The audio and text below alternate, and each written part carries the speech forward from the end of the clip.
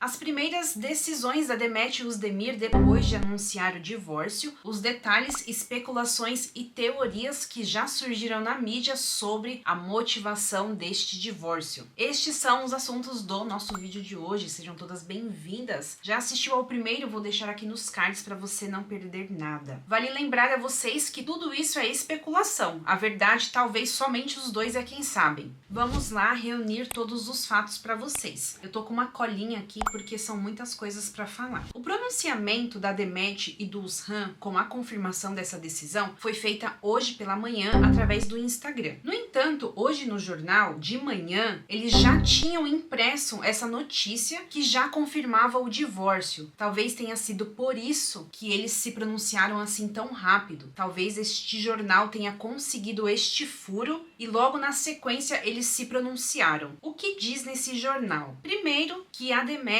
já havia levado as coisas dela para a casa que fica em Zequiriacoy na data de ontem, na quarta-feira, dia 12 de abril. Ela teria então se hospedado em um hotel e ela decidiu que ficará por lá até o final de maio, que é quando ela terminará as gravações de Meu Nome é Fará. Ela decidiu que a casa passará por alguns ajustes, a casa dela de Zequiriacoy. Quando eu vi isso, eu achei um pouco estranho. Por que ela iria reformar a casa dela? Então eu me lembrei que antes dos dois se casarem, eles já estavam morando juntos na casa dela. E eu não sei se vocês se lembram dessa notícia, de que o Özhan havia feito um pequeno estúdio na casa dela. Então talvez seja essa mudança que ela tenha solicitado a arquiteta para fazer. O Özhan havia transformado um quarto em um estúdio. Talvez seja essa transformação que ela irá fazer para conseguir voltar para casa. Sobre o acordo deles de chegar a este divórcio, eles dizem que os dois não farão nenhuma exigência material ou moral um ao outro. Eles conseguiram entrar num consenso de que eles sairão tranquilos dessa decisão sem fazer muita questão de bens materiais. Muito foi falado sobre o investimento que eles fizeram, que a Demet havia dado um relógio de 1 milhão de liras para o Özhan e o Özhan havia comprado várias joias para ela no valor também de 1 milhão de liras. Eles também fizeram um investimento juntos, um carro que a Demet comprou. Essa notícia também fala que os dois carros da Demet já foram vistos fotografados lá em Zequiriacoy, na casa dela. Então não há mais nada da Demet na casa do Özhan. As coisas já estão em Zequiriacoy e a Demet está hospedada em um hotel. Eu fui dar uma olhada sobre o que falaram sobre isso lá na TV. As especulações já começaram.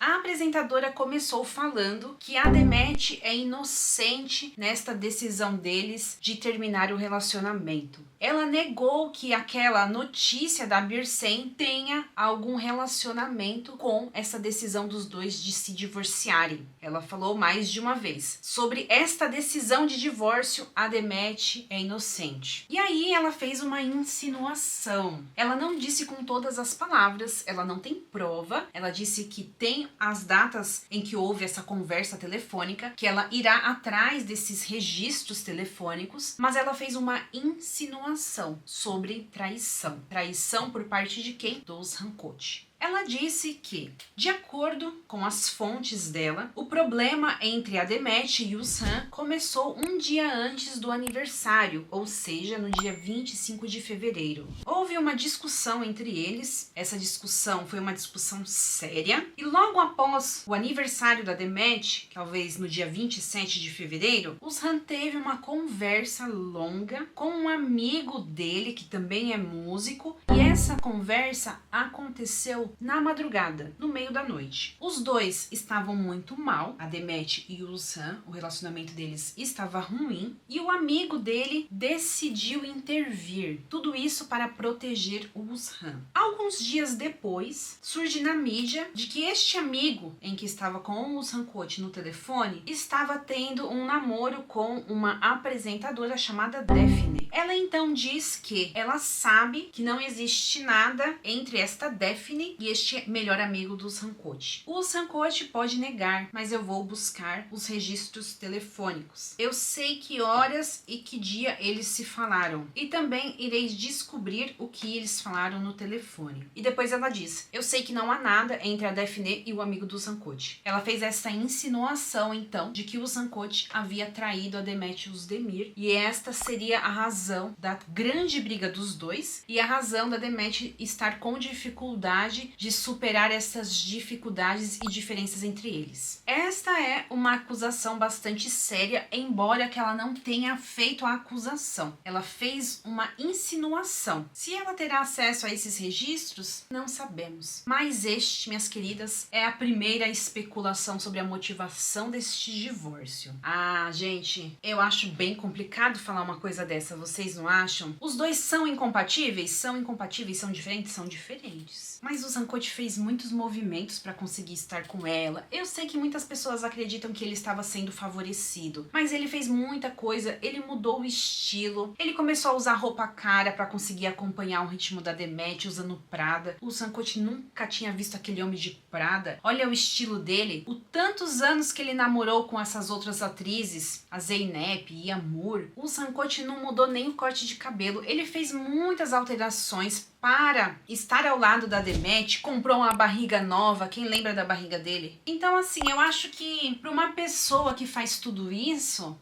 não sei se ele iria atrair assim em tão pouco tempo.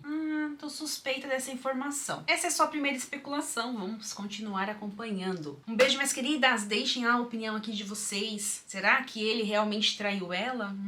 Não sei. Um beijo, fiquem com Deus e até o próximo vídeo. Tchau!